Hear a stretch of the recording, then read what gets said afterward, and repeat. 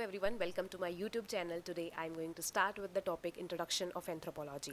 Anthropology की बात करें तो ये ह्यूमन की स्टडी होती है, जैसे कि वर्ड इटसेल्फ सेज कि एंथ्रोपोज स्टैंड्स फॉर ह्यूमन और लोगोज इसकी स्टडी या फिर science. The word anthropology was given by Aristotle. फिर डिफरेंट डिफरेंट साइंटिस्ट ने इसकी डिफरेंट डिफरेंट डेफिनेशन देके इसको एक्सप्लेन करने की कोशिश करी है कि एंथ्रोपोलॉजी एक्चुअल में है क्या. इसलिए सबसे पहले आती है ए एल क्रीबर की definition which says that it is the study of man.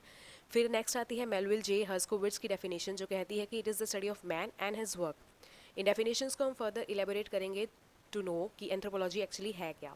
Next definition आती है क्लाइड क्लखोन की विच सेज कि जितनी भी साइंसेज ह्यूमन के डिफरेंट डिफरेंट एस्पेक्ट्स को स्टडी करती है उन सारे एस्पेक्ट्स को इन टोटलिटी एंथ्रोपोलॉजी स्टडी करती है.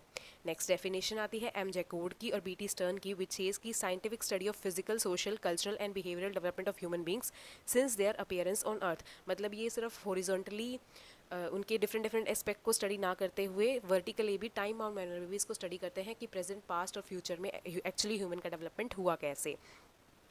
इसी में फिर नेक्स्ट फर्दर टॉपिक पढ़ते हैं हम bio social nature of anthropology, जिसमें जैसे हमने हर्स्कोविट्स की डेफिनेशन पढ़ी थी कि ये स्टडी है मैन और उसके वर्क की. तो इसमें मैन दिखाता है उसका बायोलॉजिकल एस्पेक्ट और वर्क दिखाता है उसका कल्चरल एस्पेक्ट. दोनों ही फैक्टर्स जो है वो इक्वली इंपॉर्टेंट है. अगर हम बायोलॉजिकल फैक्टर्स की बात करें तो कैसे ह्यूमन बीइंग अर्थ पे आया, मतलब उसका ओरिजिन कैसे हुआ, फिर कैसे वो अपने टाइम के साथ इवॉल्व हुआ और फिर कैसे अपनी जियोग्राफिकल और इकोलॉजिकल कंडीशन के चलते हुए ह्यूमन बीइंग में वेरिएशन आया, फिर कैसे उन्होंने सोसाइटी को डेवलप करा, उनका एक साथ रहने लगे तो उनका कल्चर कैसे डेवलप हुआ. इनको एज अ होल स्टडी करना है एंथ्रोपोलॉजी. नेक्स्ट देखते हैं comparative integrative and holistic nature of anthropology. इसको हम 4 पार्ट्स में स्टडी कर सकते हैं. जैसे कि पहला है सोसाइटी. सोसाइटी को भी कैसे पास्ट की कैसी थी सोसाइटी, प्रेजेंट और फ्यूचर में आने वाले टाइम में सोसाइटी में क्या क्या चेंजेस आएंगे. और फिर देखते हैं biological, then cultural, then language. इसी बेसिस पे फिर 4 इसकी मेजर ब्रांचेस आते हैं जिसको हम फर्दर स्टडी करेंगे. नेक्स्ट आता है एंथ्रोपोलॉजी एक फील्ड साइंस की तरह. सबसे पहले देखते हैं कि फील्ड एक्चुअल में होती क्या है. The field is the laboratory where people and culture are found. जहाँ पे मतलब लोगों के बीच में जाके जब एंथ्रोपोलॉजिस्ट जो होता है वो स्टडी करता है उसको फील्ड कहते हैं. उनके बारे में अच्छे से जानता है, उनकी सोसाइटी के बारे में, उनके कल्चर के बारे में, उनके रहन सहन के बारे में, ये सब कुछ उनके बीच में जाके जानता है एंथ्रोपोलॉजिस्ट.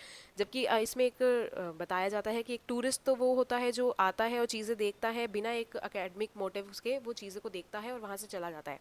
जबकि एंथ्रोपोलॉजिस्ट जो होता है वो उस प्लेस को इस इंटेंशन के साथ विजिट करता है कि वहाँ पे जाके उनके बारे में वो रिसर्च करेगा, उनका वैलिड डाटा उसको इकट्ठा करेगा, फिर उसके बारे में अपना व्यू पॉइंट तैयार करेगा और समझेगा कि कैसे ह्यूमन बींग का डेवलपमेंट हो रहा है.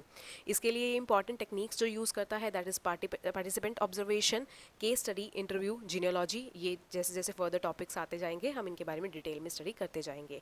फिर एंथ्रोपोलॉजी बाकी सारे सब्जेक्ट से यूनिक कैसे है. सबसे पहले तो ये पॉलिसी मेकिंग में, मतलब ये एप्लीकेंट बेस्ड है कि एप्लीकेशंस में हेल्प करेगा.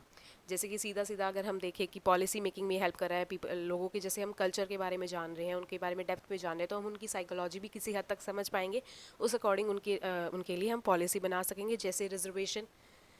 ठीक है. नेक्स्ट है यूनिक अप्रोच. यूनिक अप्रोच ये है कि ये फील्ड स्टडी जाके करता है, इन डेप्थ लोगों के बीच में जाके, उनके बीच में रह के, उनके कल्चर को समझ के, उनके बारे में जान के एंथ्रोपोलॉजी में ये सब किया जाता है कि उनके बारे में समझा जाता है. Then third is holistic study of human. सारे एक्सपेक्ट्स को कवर करता है, वर्टिकली भी हॉरिजॉन्टली भी, ये भी मैंने आपको पीछे बताया था. फिर नेक्स्ट है इन डेप्थ एनालिसिस करता है. जैसे अगर ऊपर ऊपर से ना देखे, बिल्कुल जेनेटिक लेवल तक ये जाता है, जो कि ये इसके बायोलॉजिकल फीचर्स में आ जाता है. नेक्स्ट हम देखते हैं major branches of anthropology. Anthropology की जैसे मैंने आपको पीछे बताया था 4 ब्रांचेस हैं, biological, socio cultural, archaeological and linguistic. इन चारों ब्रांचेस को हम डिटेल में देखेंगे अगली वीडियोस में. Thank you so much.